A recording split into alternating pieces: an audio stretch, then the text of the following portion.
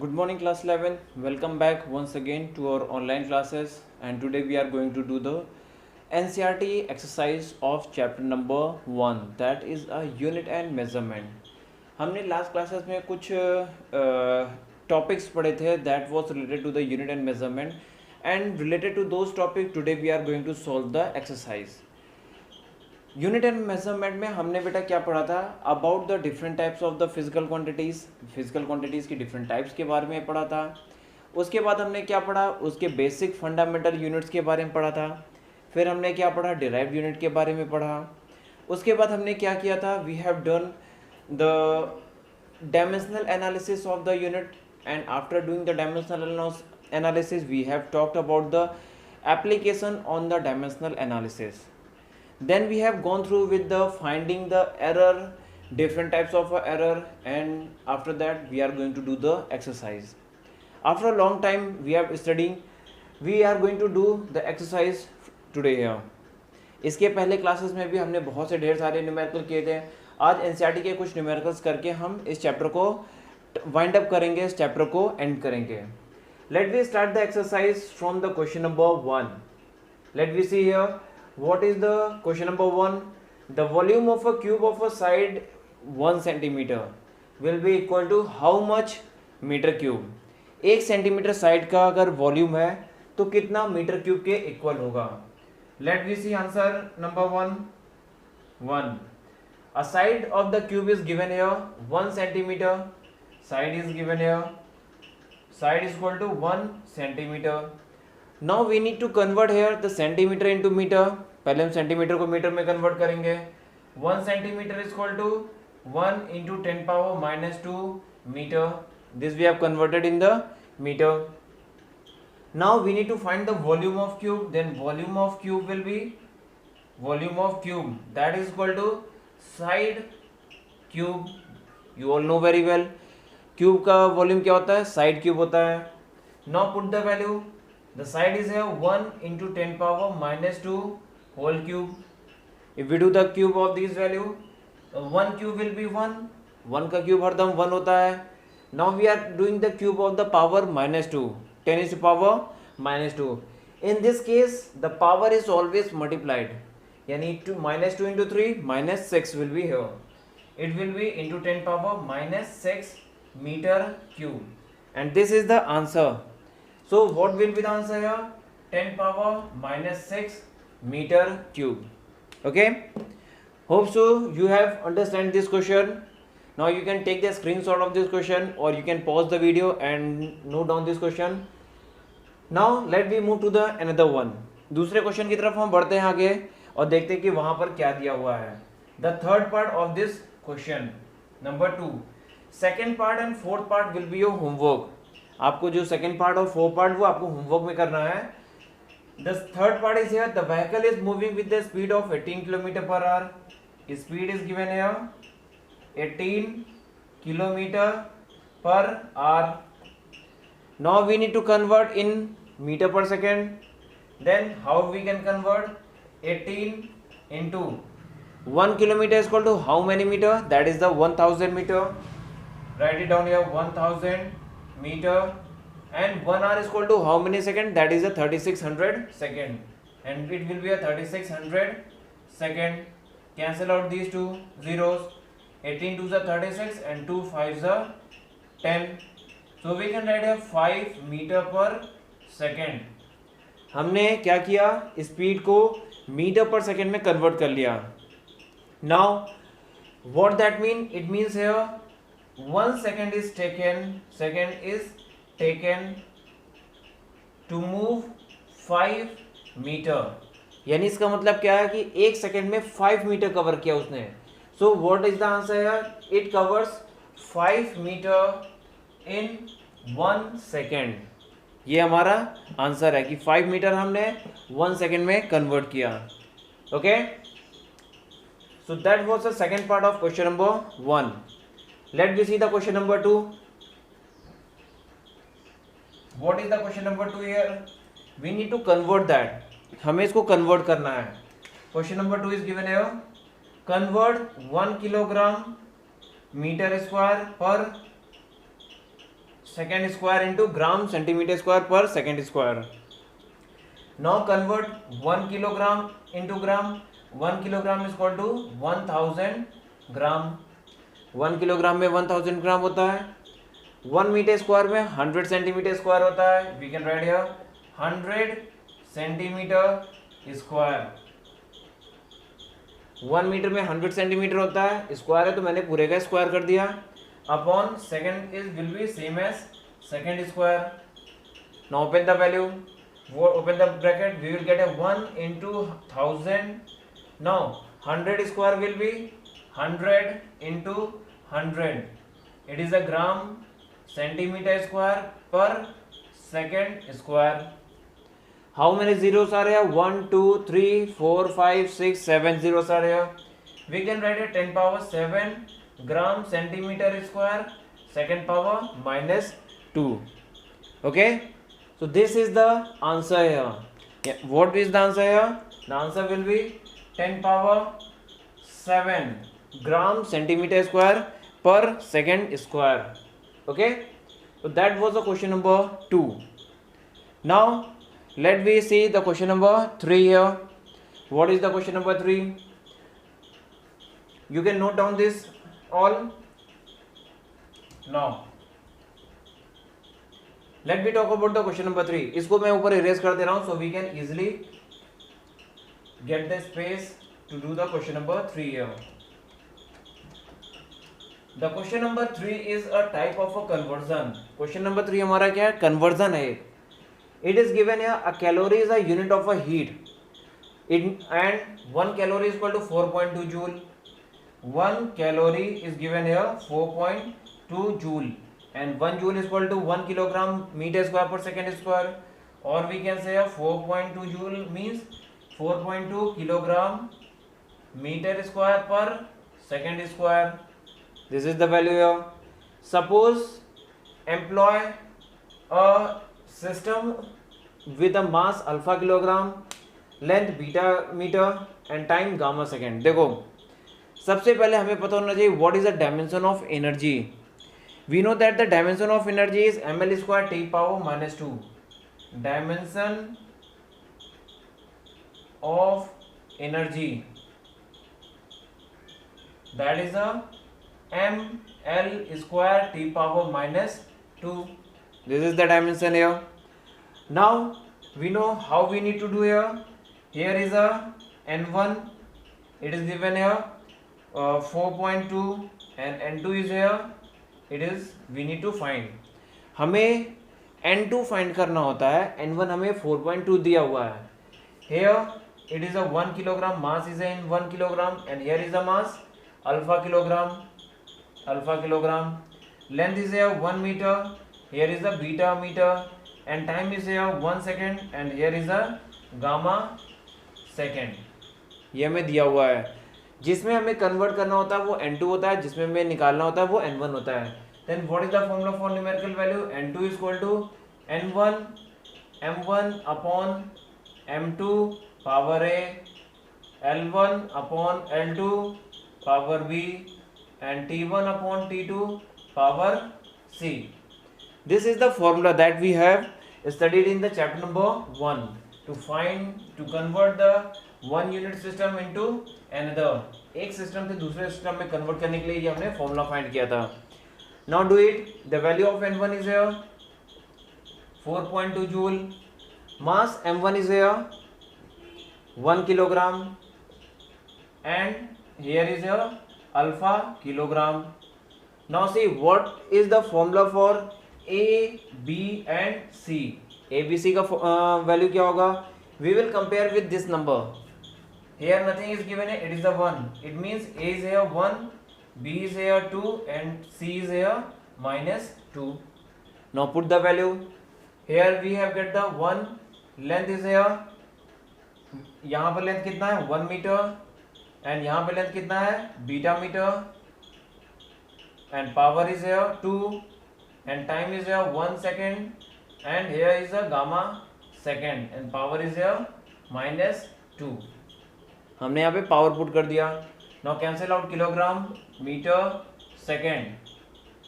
what we have got here 4.2 1 upon alpha power 1. Here we have got 1 upon beta power 2, and here we have got 1 upon gamma power minus 2. Solve it. We will get the answer 4.2 alpha power minus 1, beta power minus 2 and gamma power 2. That is the value, numerical value of second unit system, और यही हमें prove करना था. Okay, hope so आपको समझ में आया होगा. Let we see the another question. Okay class, now see the next question, question number 6 here.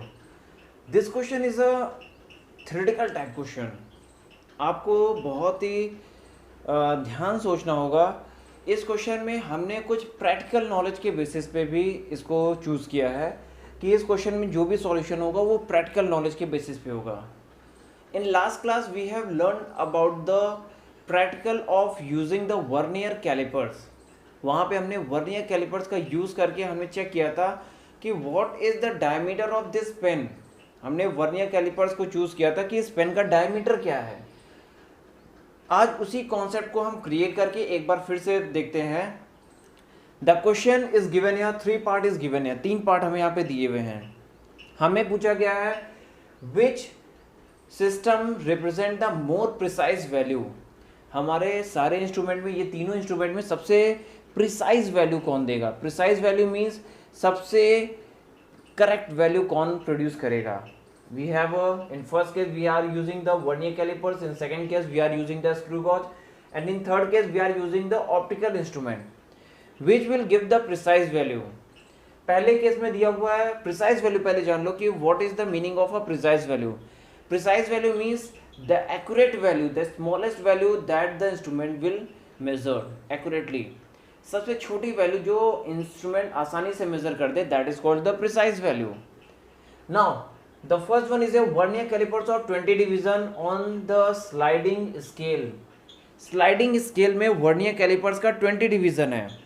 Sliding scale मतलब कि हमारी स्लाइड कौन सी करती है. If we talk about the vernier callipers, which one is the sliding scale. One minute, let we C.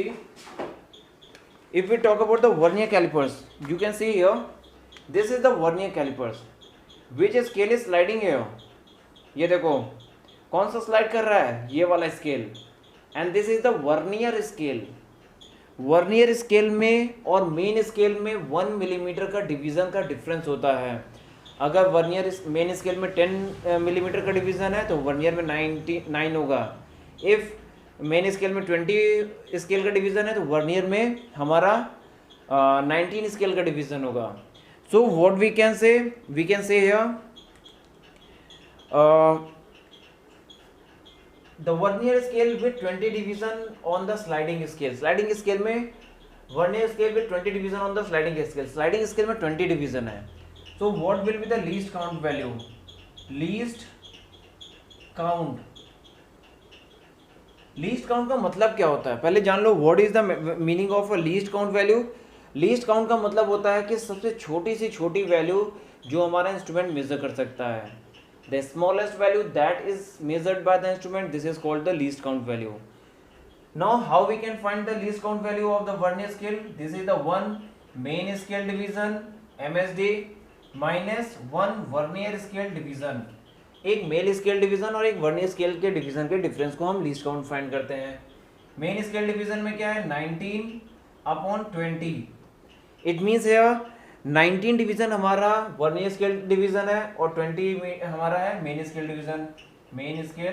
Division minus 1 vernier scale division. Vernier scale division किसके equal है minus vernier scale division को main scale में convert करेंगे 1/20 main scale division. Now take the LCM here. What we will get answer. Just a minute. 1 main scale division is है तो इसको हम लिखेंगे. It will be a 1 main scale division. हमारा already 1 main scale division दिया हुआ है तो ये हमारा क्या हो जाएगा 1 main scale division. Okay. Now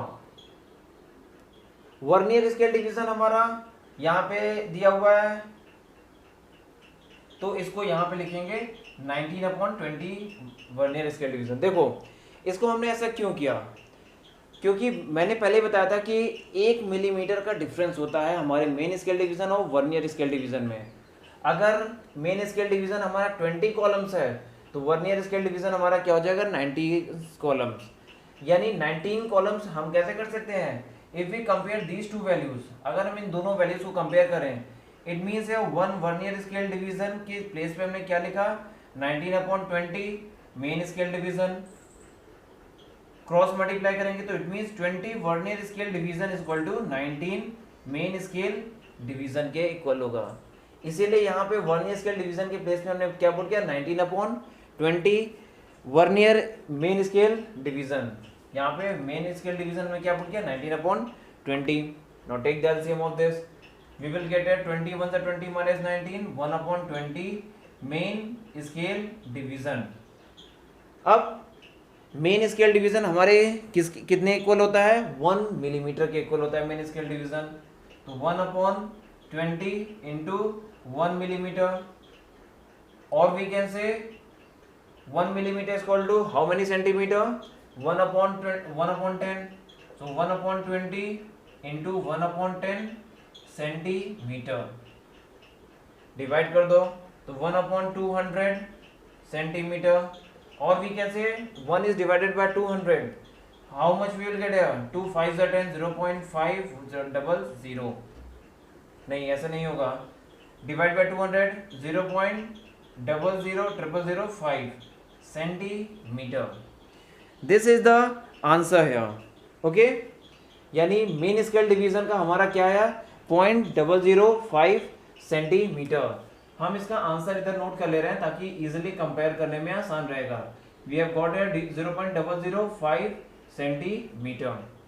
हमने वर्नियर स्केल से डिवीजन निकाल लिया, नाउ स्क्रू गॉज से डिवीजन निकाल लेंगे। सेकेंड पार्ट इसको मैं इरेज करता हूं, least count of screw gauge. Screw gauge में हम पिच निकालते हैं, स्क्रू गॉज में हमें निकालने के लिए हमें पिच निकालना पड़ेगा। So least count of screw gauge, screw gauge के केस में क्या हो जाएगा पिच अपॉन, हमारा फॉर्मूला क्या होता है pitch upon number of divisions, number of divisions, यानी पिच को नंबर ऑफ डिवीजन से डिवाइड करते हैं, we will get the answer. The pitch is here 1 millimetre upon number of division is here 100। Millimetre को हम सेंटीमीटर में change करें क्योंकि हमने ये सेंटीमीटर में आंसर निकाला है, तो 1 millimetre is equal to 1/10 centimetre, 100 division, this is the centimetre, so it will be a 0.001 centimeter. So what we have got the answer, we have got the answer 0.001 centimeter here। ये हमारा दूसरा answer आ गया। Okay, इसको note down कर लो। So let me see the third one. अगर हम third की बात करें तो इसका थर्ड सी पार्ट क्या हो जाएगा, C part will be a optical instrument of wavelength of visual light. Visual light का वेवलेंथ क्या होता है, lambda is equal to 6000 angstrom, and 1 angstrom is equal to 6000 into 10⁻⁸ centimetre, -10 metre होता है तो -8 सेंटीमीटर में कर दिया। So what will be here, do it 1 2 3 4 5 6 7 8 0 point this, so this centimeter we will get the answer 0.0000 this centimeter। अब इसमें सबसे precise value कौन सी है, थर्ड केस में हमारा 0.1234 centimetre. Now if we will see the answer of all these three, पहले case में क्या है 005 सेंटीमीटर, उससे छोटी वैल्यू ये है और सबसे छोटी वैल्यू ये है। मैंने पहले ही बताया था कि जो सबसे छोटी वैल्यू को मेजर कर देता है वही हमारा सबसे प्रिसाइज और सबसे बेस्ट इंस्ट्रूमेंट होता है। So which instrument is the best here, optical instrument of wavelength of visual light is best here. Okay, ये आपको क्लियर हुआ। हम सबसे पहले क्या करेंगे, सबकी लीस्ट काउंट वैल्यू फाइंड करेंगे, लीस्ट काउंट वैल्यू सबसे कम जिसकी आती है वही हमारा सबसे बेस्ट इंस्ट्रूमेंट होता है। Okay, okay, let me see the next question. Question number 13 is given here. We have got the value p equal to a cube B square upon under root C into D. इस तरह का question मैंने last class में भी discuss किया था, एक बार फिर से मैं बता दे रहा हूँ जिन लोगों ने लास्ट लाइव क्लास नहीं किया था। These questions are very important for you all. Now we need to find here percentage error. What percentage error is given here? How we will write here this equation? We need to write the equation for p. It will be a delta p upon p into 100. This is the way for writing the percentage error. In the case of the first a की power 3 है, मैंने पहले बताया था कि power को front में ले आते हैं. We will get here 3 delta a upon a into 100 again plus power 2 is here, delta b upon b into 100 again, under root c is here. Under root means power 1 by 2, so we will write here 1 by 2 delta c upon c into 100 and power d is here plus delta d upon d into 100. This is a way for writing the percentage error. मैंने पहले बताया था कि सारा positive में रहेगा because we are finding here maximum error value. Now put the value. 3 is here. Percentage error in a is 1% plus 2 delta b upon b is here 3% plus 1 by 2 delta c upon c is here 4% and delta d is here plus 2%. It will be the 2 times 4. Here will be the 3% plus 6% plus 2% plus 2%. Now solve it. 6 plus 3 9 plus 2 11 plus 2. Total error is here 13%. Okay, hope so you all guys you will understand here how we are finding the value of percentage error. Okay, so that's all for today. We will meet on the next class. Let me see what the topic we are going to start the next class. अगले class में हम लोग start करेंगे chapter number 2. आपकी NCERT book के according chapter number 3 होगा, कुछ books में 3 होगा, कुछ बुक्स में 2 होगा. Motion in a plane. Next class में हम लोग स्टार्ट करेंगे chapter motion in a plane. That is a very interesting topic. आपका होमवर्क यही रहेगा कि एनसीईआरटी के सारे क्वेश्चंस करना. जो क्वेश्चन नहीं है आप मुझे मैसेज कर देना.